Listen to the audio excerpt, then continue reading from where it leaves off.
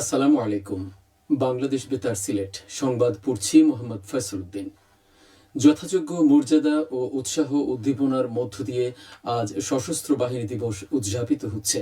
দেশের সব সেনানিবাস, নৌঘাঁটি ও স্থাপনা এবং বিমান বাহিনী ঘাঁটির মসজিদে ফজরের নামাজ শেষে বিশেষ মোনাজাতের মধ্য দিয়ে শুরু হয় দিবসের কর্মসূচি। প্রধান উপদেষ্টা অধ্যাপক ডক্টর মোহাম্মদ ইউনূস সশস্ত্র বাহিনী দিবস উপলক্ষে বাংলাদেশ সশস্ত্র বাহিনী বীর শহীদদের প্রতি গভীর শ্রদ্ধা নিবেদন করেছেন।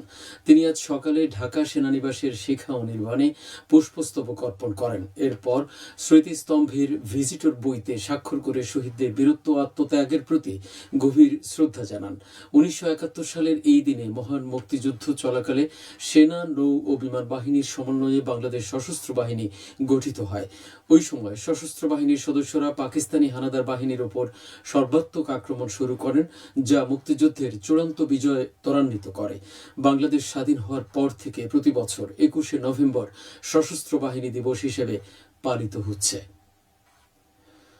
আমার দিন আমার অধিকার এই প্রতিপাদ্যকে সামনে রেখে সারা দেশের মতো সিলেটেও গতকাল পালিত হয়েছে বিশ্ব শিশু দিবস।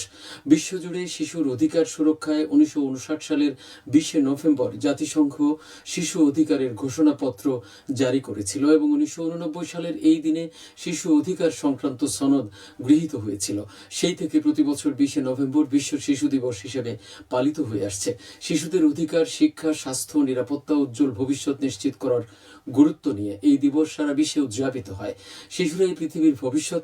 তাদের হাসি, স্বপ্ন ও সম্ভাবনার ভেতর লুকিয়ে আছে আমাদের আগামী দিনের সমাজ, দেশ ও বিশ্ব। তাই শিশুদের সুরক্ষা, শিক্ষা, স্বাস্থ্য, নিরাপত্তা ও অধিকার নিশ্চিত করা প্রত্যেক মানুষের নৈতিক ও সামাজিক দায়িত্ব। পরিসংখ্যান ও তথ্য ব্যবস্থাপনা বিভাগের সচিব আলেয়া আক্তার বলেছেন, এসডিজি লক্ষ্যমাত্রা অর্জনে সরকার বদ্ধপরিকর। এই লক্ষ্যমাত্রা অর্জনে এসডিজি স্থানীয়করণে সকল অংশীদারকে সমন্বিতভাবে কাজ করতে হবে। গতকাল সিলেট বিভাগীয় কমিশনারের কার্যালয়ে পরিসংখ্যান ও তথ্য ব্যবস্থাপনা বিভাগ কর্তৃক আয়োজিত এসডিজি স্থানীয়করণ বিষয়ক সেমিনারে প্রধান অতিথির বক্তৃতায় তিনি এসব কথা বলেন। সচিব বলেন, সমাজের বিভিন্ন শ্রেণী ও পেশার মানুষকে এসডিজির সাথে সম্পৃক্ত করার লক্ষ্যে এসডিজি স্থানীয়করণের উপর গুরুত্ব আরোপ করা হয়েছে। তিনি বলেন, এসডিজি স্থানীয়করণের প্রধান উদ্দেশ্যই হচ্ছে পিছিয়ে পড়া জনগোষ্ঠীর চাহিদাকে সামনে নিয়ে আসা এবং সেই আলোকে উন্নয়ন পরিকল্পনা প্রণয়ন করা।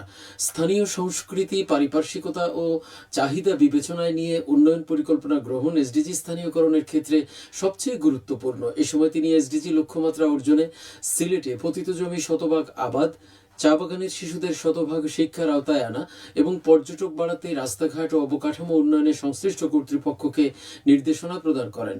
বিভাগীয় কমিশনার খান মোহাম্মদ রেজাউন নবীর সভাপতিত্বে সেমিনারে বিশেষ অতিথি ছিলেন পরিসংখ্যান ব্যুরোর মহাপরিচালক মোহাম্মদ মিজানুর রহমান, পরিসংখ্যান ও তথ্য ব্যবস্থাপনা বিভাগের অতিরিক্ত সচিব মোহাম্মদ মাসুদ রানা চৌধুরী ও জেলা প্রশাসক মোহাম্মদ সারওয়ার আলম। এই সময় বিভিন্ন সরকারি, বেসরকারি দপ্তরের কর্মকর্তা ও গণমাধ্যম কর্মী উপস্থিত ছিলেন। দুর্নীতির বিরুদ্ধে তারুণ্যের ঐক্য গড়বে আগামীর শুদ্ধতা স্লোগান নিয়ে আগামী রবিবার সিলেটে অনুষ্ঠিত হবে দুর্নীতি বিরোধী গণশুনানি। জেলা সদরে অবস্থিত সরকারি, আধা সরকারি ও স্বায়ত্তশাসিত প্রতিষ্ঠানের পরিষেবা প্রাপ্তি নিশ্চিতকরণ এবং সরকারি কর্মকর্তাদের মধ্যে সততা ও মূল্যবোধ বজায় রাখার লক্ষ্যে এই গণশুনানি অনুষ্ঠিত হবে। সকালে নগরীর রিকাবিবাজার কবি নজরুল অডিটোরিয়ামে দুর্নীতি দমন কমিশনের চেয়ারম্যান ডক্টর মোহাম্মদ আব্দুল মোমেন প্রধান অতিথি হিসেবে উপস্থিত থাকবেন। গণশুনানিতে ঘুষ, ক্ষমতার অপব্যবহার, সরকারি সম্পদ ও অর্থ আত্মসাৎ, অবৈধ সম্পদ অর্জন ও পাচার সহ সব ধরনের দুর্নীতির অভিযোগ জানানো যাবে। অভিযোগ জমা দেওয়া যাবে 21শে নভেম্বরের মধ্যে নগরীর বাগবাড়ি দুদক কার্যালয়, জেলা প্রশাসকের কার্যালয় অথবা রিকাবিবাজারে স্থাপিত অভিযোগ বুথে। দুর্নীতি দমন কমিশন আয়োজিত এই গণশুনানিতে সহযোগিতা করছে জেলা প্রশাসন ও জেলা দুর্নীতি প্রতিরোধ কমিটি।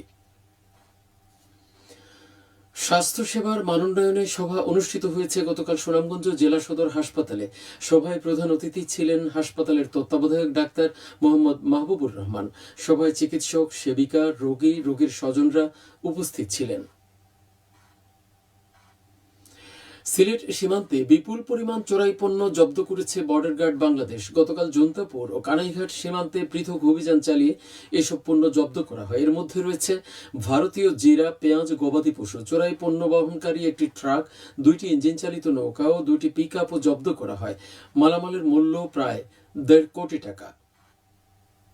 এবারে শুনুন কৃষি সংবাদ। হবিগঞ্জের লাখাই উপজেলা জুড়ে আমন ধান কাটা শুরু হয়েছে পুরোদমে। উপজেলার বিভিন্ন স্থানে যান্ত্রিক উপায়ে ধান কাটা চলছে।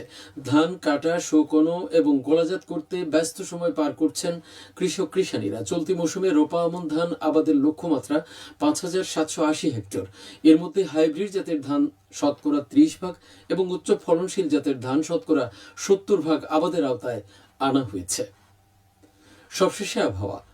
রাত 1টা পর্যন্ত পূর্বাভাসে বলা হয়েছে সিলেট সহ পার্শ্ববর্তী এলাকায় আজ কোনো সতর্কবাণী নেই এবং কোনো সংকেত দেখাতে হবে না। আজ সিলেটে সূর্যোদয় হয়েছে 6টা 14 এবং অস্ত যাবে 5টা 3।